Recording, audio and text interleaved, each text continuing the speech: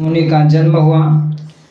और इसका आवाज़ ठीक है। इसी पावन अवसर पर वेदव्यास मुनि का कहाँ जन्म हुआ? कहते हैं कि यह जो वेदव्यास मुनि है, यह शास्त्र के ठीक इसका सेटिंग करो आवाज़ का। शास्त्र के यह पारदर्शी विद्वान थे, मूर्धन्य और बड़े बड़े लोगों के गुरु थे। कौन? श्री पराशर ऋषि। तो कहते हैं कि इनको हमारे शास्त्र में अद्वितीय स्थान है। कहते हैं कि पराशर ऋषि एक बार तीर्थाटन कर रहे थे, कल का जो प्रसंग चल रहा था, है ना, तो उसको हम थोड़ा सा फिर से कहेंगे। कहते हैं कि एक बार ये घूम रहे थे तीर्थ क्षेत्र में, यह द्वापर युग की बात है, और ऐसे घूमते घूमते वह ब्रज वृंदावन पहुंच गए, यमुना जी के तट पर। अब यहाँ कहते कि पराशर ऋषि ने देखा कि ये जो समय है, यह जो काल है, बहुत मूल्यवान है, आषाढ़ शुक्ल पक्ष, और आज का दिन ऐसा समय, कहते कि काल ऐसा आ चुका है कि इस समय अगर किसी संतान की प्राप्ति हो जाए तो कहते कि ऐसी जो संतान है वो दुनिया को हिला कर रख देगी। क्या करेगी? दुनिया को हिला कर रख देगी, है ना। तो कहते कि यह दुनिया में क्रांति कर देगी। इसलिए ये जो नक्षत्र है, काल है, समय है, यह संतान प्राप्ति करने के लिए बहुत योग्य है। इसलिए पराशर ऋषि ने, कहते कि यहाँ पर एक बात महत्वपूर्ण बता रहे कि काम वासना से मोहित नहीं थे पराशर ऋषि। तो कहते हैं कि जब कभी कभी लोग कथा सुनते हैं तो उनका फ्रीक्वेंसी उसी तरह हो जाता है सुनते सुनते, लेकिन ये बात ऐसी नहीं है। कहते कि आज पराशर ऋषि बिल्कुल शुद्ध सात्विक भाव में है, और कहते कि इनमें किसी भी प्रकार की वासना नहीं है।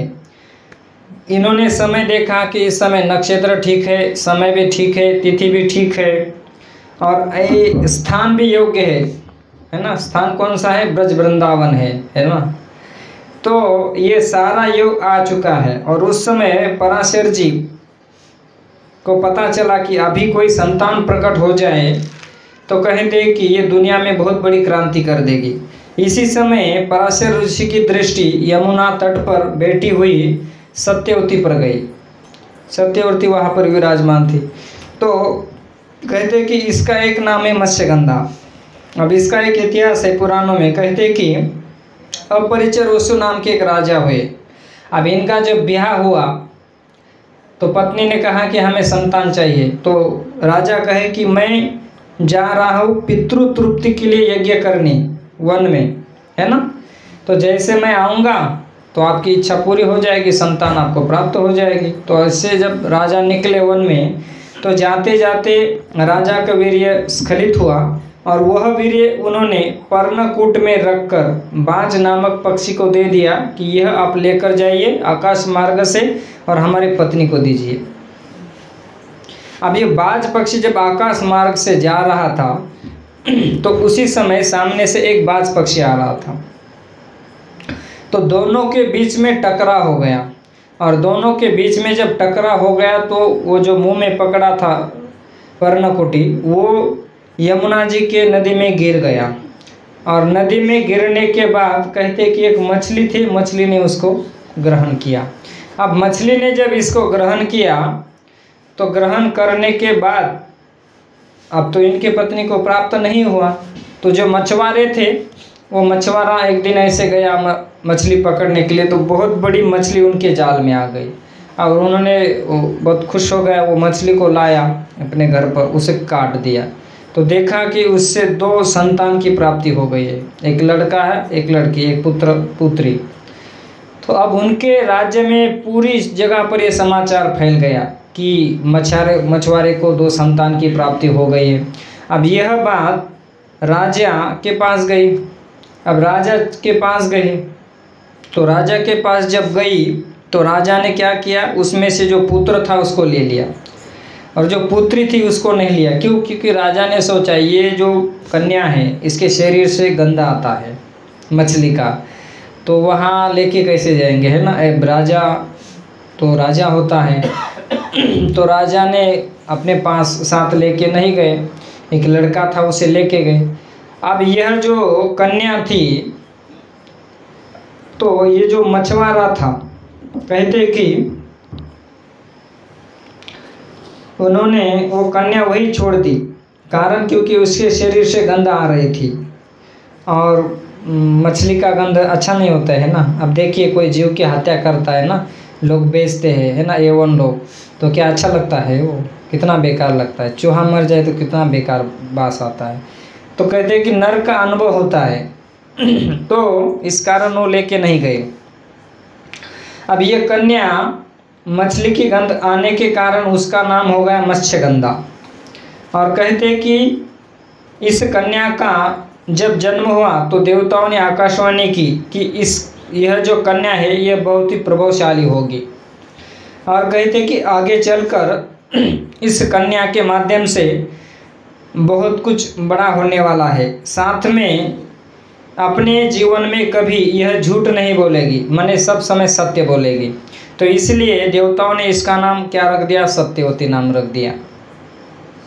जैसे हम देखते हैं आजकल लोग कहते हैं हाँ हाँ हाँ म्हणजे की मी फाट्यावर आहे तो फाट्यावर नसतो तो गावातच असतो।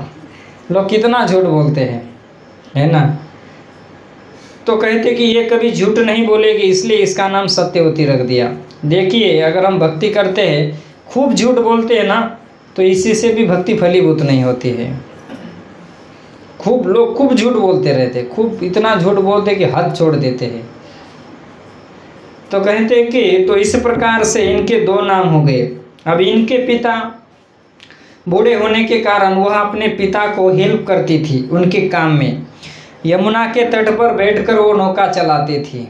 जब लोग यात्री आते थे ना, इस पार से उस पार पल्ली पार कर देती थी, और जो भी पैसा मिले वो पिता को सपोर्ट करती थी। इसलिए सत्यवती यमुना तट पर बैठी है, वहाँ पर विराजमान है। तो कहते हैं कि नौका लेकर, और उस समय पराशर ऋषि वहाँ पर पहुँचे, देखा कि योग नक्षत्र देश काल तिथि सब ठीक है, सब कुछ ठीक ठाक है, बस कोई संतान प्राप्त हो जाए। क्या कहते हैं आप? कुछ संतान प्राप्त हो जाए, क्योंकि समय बहुत अनुकूल है। तो कहते हैं कि संतान प्राप्ति के लिए नियम होते हैं। क्या नियम होते हैं? कि माता पिता की आवश्यकता होती है, स्त्री पुरुष की आवश्यकता होती है। तो कहते हैं कि पराशर जी की दृष्टि उस मत्स्यगंधा के ऊपर गई, और उन्होंने तुरंत उनको प्रस्ताव रखा।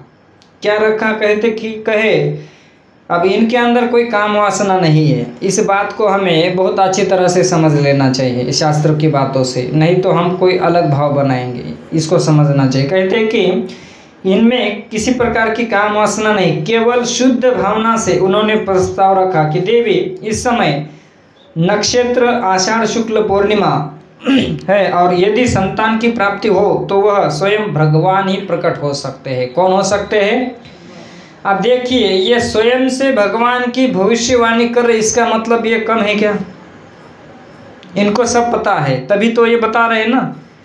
अब जो जानकार है वही बता सकता है, जो जानकार नहीं बता सकता। इसका मतलब है कि ये कोई साधारण धरातल की बात नहीं है। तो कहते कि इस समय कोई संतान प्रकट होगी, तो कहते कि स्वयं भगवान प्रकट हो जाएंगे। कह दिया कि भगवान प्रकट हो सकते हैं। अब यह बात जब उन्होंने उनके सामने ऐसी की, तो कहते कि आप हमें सपोर्ट कीजिए। तो कहते कि आपके माध्यम से संतान की प्राप्ति हो जाए। और आगे कहते उस कन्या ने कहा कि सीधे मेरे पास आकर कहते हो कि संतान की प्राप्ति हो जाए, ये कैसे संभव है? अब बात भी सही है, कन्या तो ठीक ठीक कर रही है ना। देखिए इनकी बोलने की भाषा, इनका भाव भी कितना अच्छा है ना, सीधा सीधा आंसर नहीं दिया है। इससे समझते कि इसमें किसी प्रकार की काम वासना नहीं है। तो कहते कि उन्होंने कहा कि देखिए हमारी 3 शर्त है, अगर ये 3 शर्त अगर आप पूरी करने के लिए तैयार हो तो ठीक, हम आपको सपोर्ट करने के लिए तैयार हैं। पहली बात कहते हैं कि मेरा कन्यत्व नष्ट नहीं होना चाहिए। संतान प्राप्ति होती है तो कन्यत्व नष्ट नहीं होना चाहिए। दूसरी, यहाँ पर अंधेरा होना चाहिए। क्या होना चाहिए? अंधेरा होना चाहिए। तीसरी बात कहते हैं मैं आपका जो भी इच्छा है पूरी कर रही हो, तो मेरे शरीर पर ये जो मछली का गंध आ रहा है ये सब बंद हो जाए और सुगंध आने लगे, ऐसा आशीर्वाद दो। देखो कितनी अच्छी बात कही है इन्होंने। तो उन्होंने कहा कि आपकी जो तीनों शर्तें हमें मंजूर है, क्योंकि ये समर्थ है, पराशर ऋषि।